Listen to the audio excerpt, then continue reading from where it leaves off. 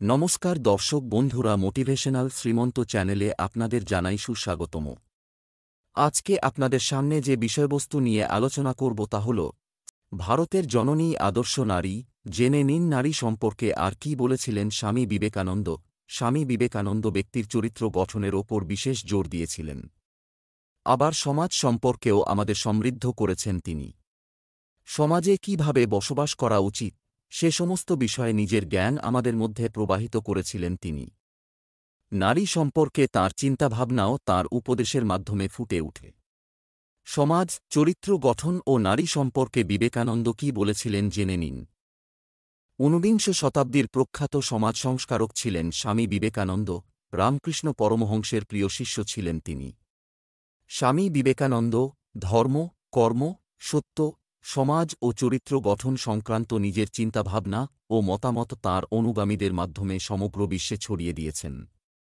স্বামী বিবেকানন্দের সমাজ ও চরিত্র সম্পর্কিত বাণী আমাদের সভ্য সমাজে বাস করার যোগ্য করে তুলতে পারে।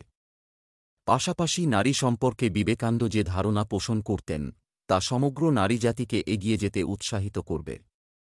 সমাজ সম্পর্কে কি বলেছিলেন স্বামীজি জেনে নিন।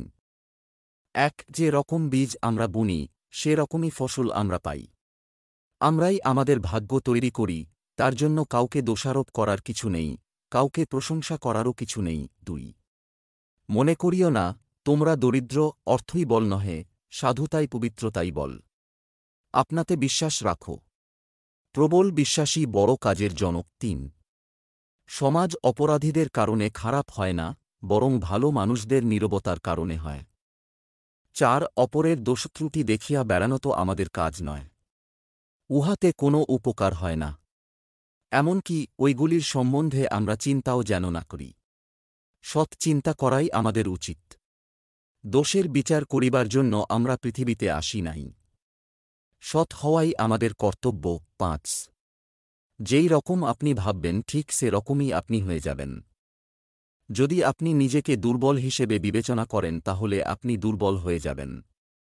আর আপনি যদি নিজেকে শক্তিশালী মনে করেন তাহলে আপনি শক্তিশালী হয়ে উঠবেন। সেবা করো তৎপরতার সাথে। দান করো নির্লিপ্তভাবে।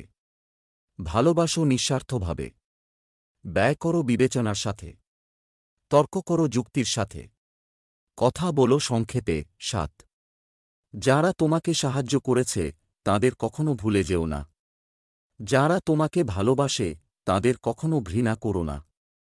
যারা তোমাকে বিশ্বাস করে তাদের কখনো ঠকিও না।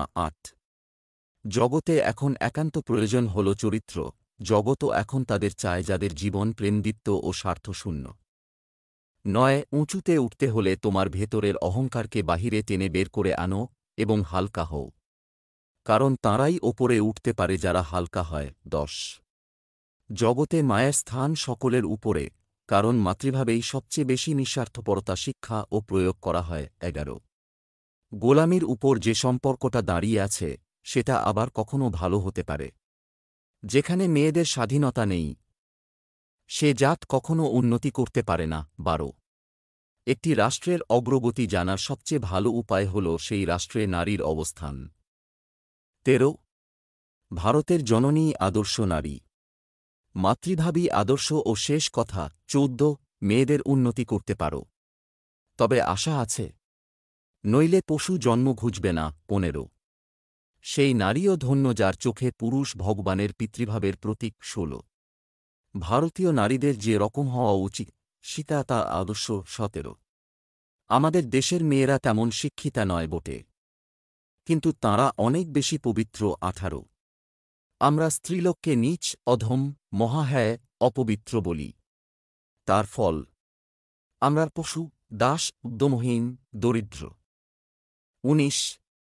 500 পুরুষের সাহায্যে ভারতবর্ষকে জয় করতে 50 বছর লাগতে পারে, কিন্তু 500 নারীর দ্বারা মাত্র কয়েক সপ্তাহের মধ্যেই তা করা যেতে পারে। আশা করি বন্ধুরা ভিডিওটি দেখে আপনাদের ভালো লেগেছে। ভালো লাগলে আপনজনের উদ্দেশ্যে শেয়ার করবেন, চ্যানেলটি সাবস্ক্রাইব করবেন। আজ এখানেই শেষ করছি। ঈশ্বর আপনার মঙ্গল করুক।